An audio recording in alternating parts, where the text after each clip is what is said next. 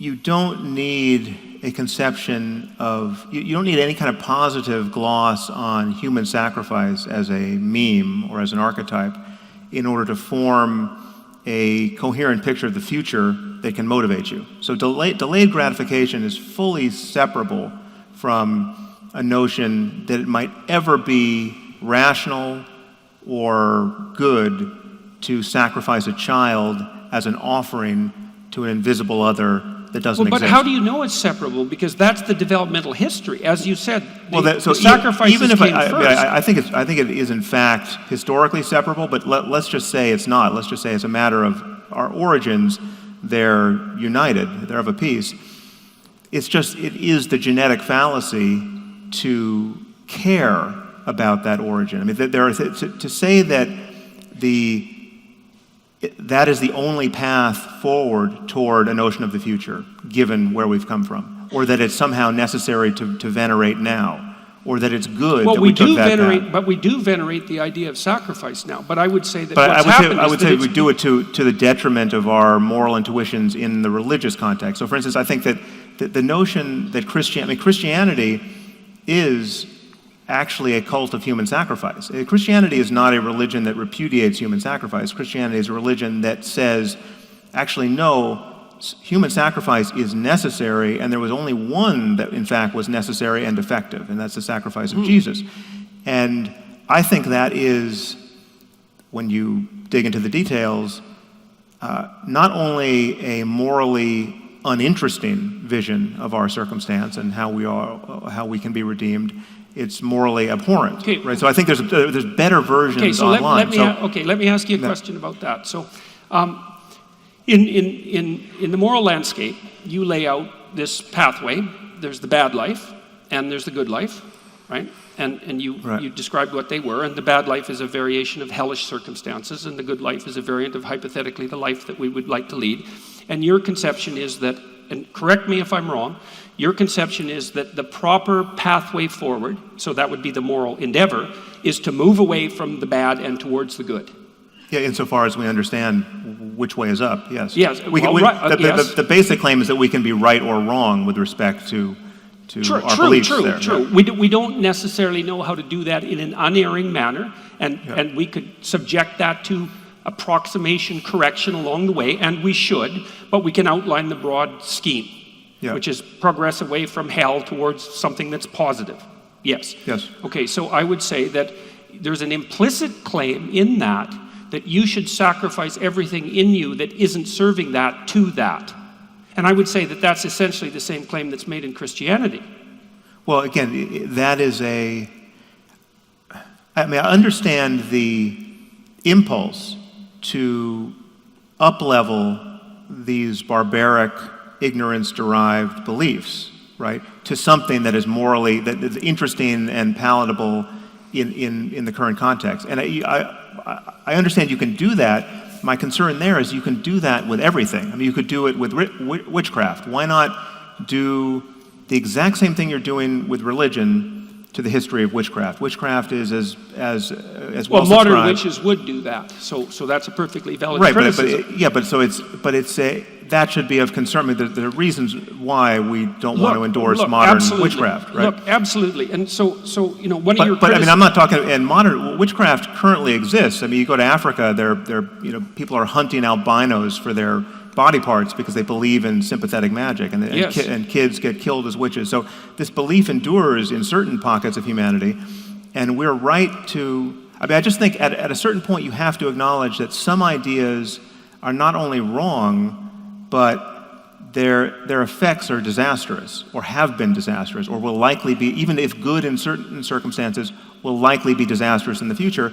And then we shouldn't be hostage to these ancient memes. We shouldn't have to figure out how to make the most of the worst idea that anyone's ever had, which is maybe you should sacrifice your firstborn child to a being you've never seen. Hold on, Sam. I want to hold your feet to the fire here a little bit.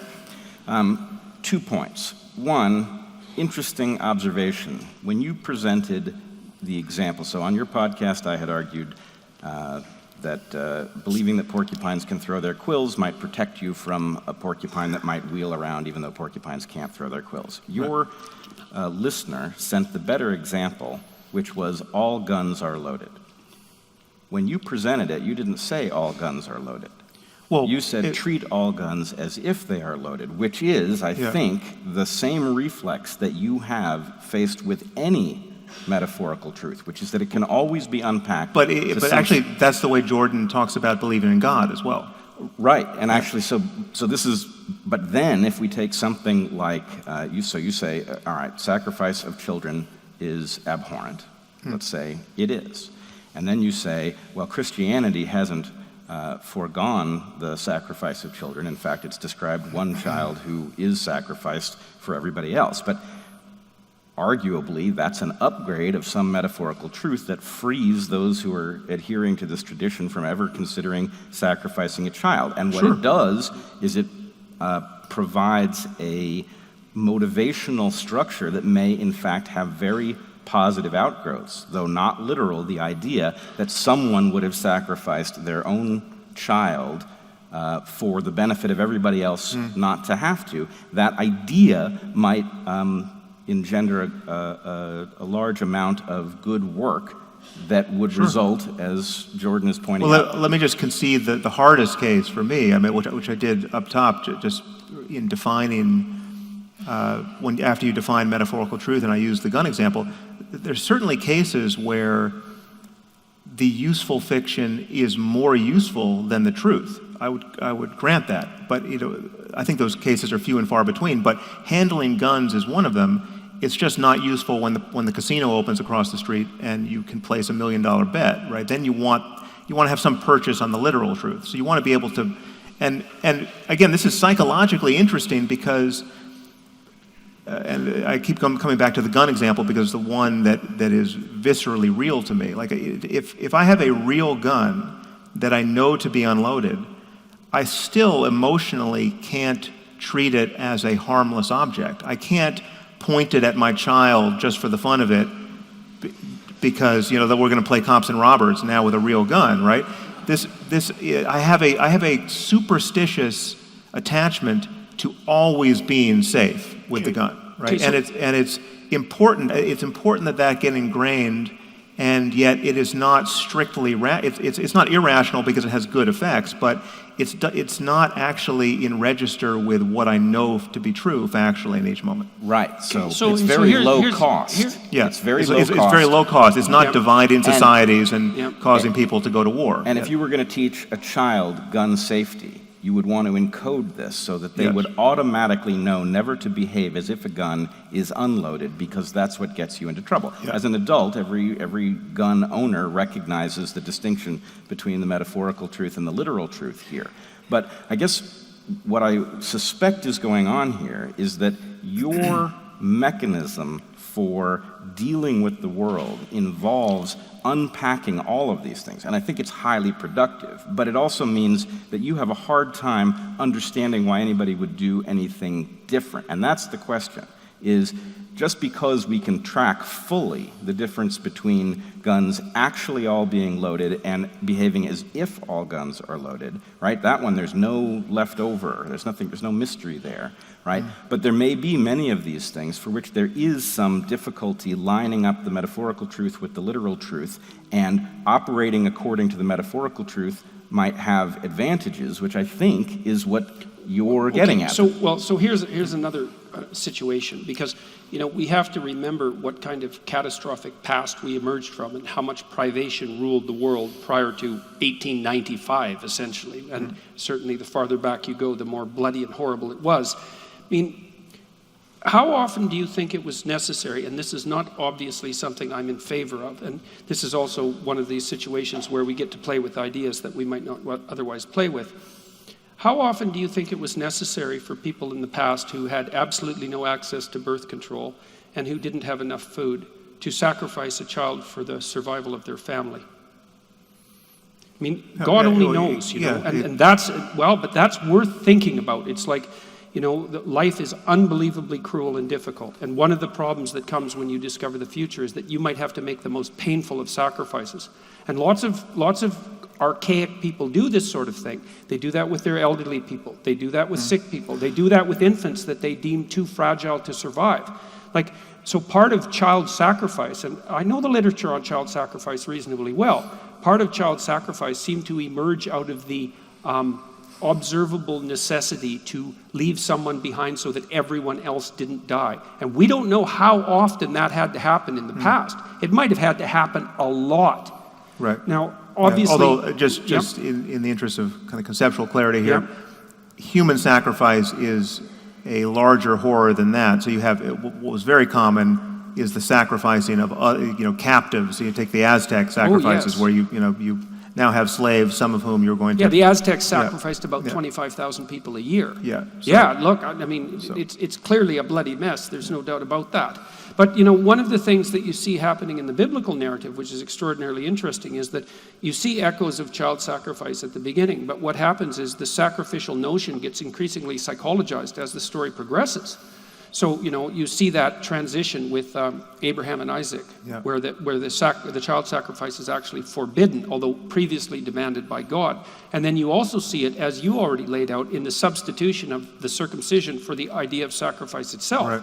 And then what seems to happen, see, I'm trying to figure out how these ideas develop psychologically from their behavioral underpinnings, is that eventually it becomes psychologized completely. So you can say, well, we can conceptualize a sacrifice in the abstract, so my parents can sacrifice to send me to university without anything or anyone having to die. It transforms itself from something that's enacted out as a dramatic ritual into something that's a psychological reality. But all that blood and catastrophe along the way is part of the process by which the idea comes to emerge. Right. It doesn't... So what is the connection of all of this? Because, yes, so there is this history, and I would argue we are busily trying to outgrow much of it, if not most of it, whether it's evolutionary history or just the cultural history. We might be trying to transmute it so that it becomes, we can maintain, as you've suggested we do, we can maintain what's useful in the tradition and throw out everything that's pathological. Yes, but we're constantly discovering a lack of fit between both what we perceive in ourselves as biological imperatives and the cultural legacies of just what mommy and daddy taught me was true, right? Which we have now every reason to believe might not be true. And we're trying to optimize our thoughts and institutions and relationships with one another for our current circumstance, and yet we have this legacy effect of certain books and certain ways of speaking have a completely different status, and they have this status because they may, in fact, it's imagined, not be the products of merely previous human minds, but they may be the products of omniscience. And this is where the respect accorded to religious tradition is totally unlike the respect we would accord to anything else. Mythology, literature, past science, past philosophy. I mean, people can read Plato and Aristotle for their entire lives without ever being fully captured by the kind of dogmatism that every religion demands that you be captured by if you're really going to be an adherent. I would say that's actually an archetypal truth. The idea that the pathological tradition stands in the way of update. That's an archetypal truth. I mean, one of the reasons why in creation myths, one of the variants of a creation myth is that the hero has to slay a tyrannical giant in order to make the world out of his pieces. And it's a metaphorical restatement of the idea that a tradition can become hidebound, and when it becomes hidebound and too rigid, that it interferes with current adaptation. But the problem is, and this is, I think, this is something we really need to hash out. The problem that you're describing is the problem of a priori structure. Now, some of that's textual, but some of it isn't textual. Some of it resides in us as our psyche, insofar as we act. The problem I'm describing here is that we have two categories of books in this case, right? We have those written by people like ourselves, just endlessly open for criticism and conjecture, and those written by invisible, omniscient entities. But I would presume that if these religious systems weren't codified in books, if they were still just enacted or dramatized, you'd have the same objection. It's not the fact that they're in books that's relevant. Well, no, but it is the dogmatism. It's the fact that we can't jettison the bad parts. Okay, it's the dogmatism. Okay, so to me, that's the same as the problem of structure. Now, here's the problem, I think, with the way that your argument is laid out. And I'm not saying it's wrong. It seems to me that this is a place where it needs to be developed, because I see that the attempt that you make to derive the world of value from the world of facts as justifiable given what it is that you're attempting to do, which in principle is to make the world a better place. But there's a massive gap in there. It's like, how do you do it? Because the objection that you place on my reasoning, let's say, which is, well, the problem with these texts is that there's an infinite number of interpretations, and which of them how can you determine which of those is canonically correct, is exactly and precisely the same criticism that can be levied against your attempt to extract the world of value from the domain of facts. It's the same problem. Well, it's not an infinite number of interpretations in either case, but I allow it's for... It's close enough to infinite so that... Well, it might be, I mean, that's why the moral landscape for me is a landscape of peaks and valleys. And so, I'm totally open to the possibility, in fact, certainty, that there are different ways for similar minds, and certainly different ways for different minds, to be constellated so that they have equivalent but irreconcilable peaks on the landscape. So there's a lot of well-being over here, and there's a lot of well-being over here, and there's a valley in between. And so it's a kind of moral relativism. It's kind of like, this is great and this is great, but these are irreconcilable, right? Well, I'd like to see that made more concrete, and I need to know how that fits in with your conception, because one of the claims that you make in the moral landscape is that the distinction between the bad life and the good life is not only... It's a factual distinction. Yeah. It's universally apprehensible and true. I think it's your fundamental axiomatic claim. And I don't see how that's commensurate with the position that you just put forward. Well, so here's the position. And you can forget about morality as a concept for this. I mean, I think the starting point is deeper than morality. The starting point, and this is our starting point, all of us right now in the universe. The starting point is we are conscious, right? We have a circumstance that admits of qualitative experience. And again, this is true however we understand consciousness, whatever is actually happening. We could be living in a simulation, this could be a dream, you could be a brain in a vat. Consciousness could just be the product of neurochemistry, or we could have eternal souls running on somehow integrated with the brain. Whatever is true, something seems to be happening. And these seemings can be really, really bad or really, really good. We know each one of us in our lives have experienced this range of possibility. And yes, there are caveats here. There are hard and painful experiences that have a silver lining, right, that give you some other capacity, where you could say, well, that really sucked, but I'm a better person for it, right? And we can understand what it means to be a better person for it in terms, again, of this range of experience, which I'm calling, subsuming all of this, the positive end of this as well-being, which is to say that I'm a better person for it because now, having endured that ordeal, I am capable of much greater compassion, or I appreciate my life more. The cancer made me a better person. Now that I'm cured, I value each moment of life more than I ever did. All of these claims are intelligible within a context of an open-ended context of exploring this space of possible experience. So what I'm saying is forget about morality, forget about right and wrong and good and evil. What is undeniable is that what we have here is a navigation problem. We have a space of possible experience. And again, this is not just a human problem, this is a problem for any possible conscious mind. We have a space of possible experience in which we can navigate, and things can get excruciating and pointlessly horrible, where there are no silver linings, and this can happen individually in some episode of madness that never ends. If there really is a Christian hell to go to, well, then it's going to happen to me after I die, right? Given what I've said on this stage. And so it matters who's right. Obviously, if I knew that an eternity of fiery torment awaited somebody who didn't make the right noises about one faith or another, well, then it would only be rational to make those right noises, right? So it's my bet. I'm placing a bet on certain pictures of reality being wrong, but the reality is we're navigating in this space, and morality and ethics are the terms we use for how we think about our behavior affecting one another's experience. So if you're in a moral solitude, if you're on a desert island, or if you're alone in the universe, morality is not the issue you need to worry about, but well-being still is an ever-present issue. It's possible to suffer, and it's possible to experience bliss and perhaps something beyond that. And the horizon in both directions is something we'll never fully explore very likely. I mean, we don't know how good things can get, and we don't know how bad they can get, but that there's a spectrum here is undeniable. And I would say that my moral realism simply entails that we acknowledge that it's possible not to know what you're missing. It's possible to be living in a way where you are less happy than you could be, and not to know why, right? And to just not have the wisdom to make the changes. And that matters. If anything matters, that matters. And it matters to us individually, and it matters to us collectively. And that mattering subsumes everything we can intelligibly want in this domain of value.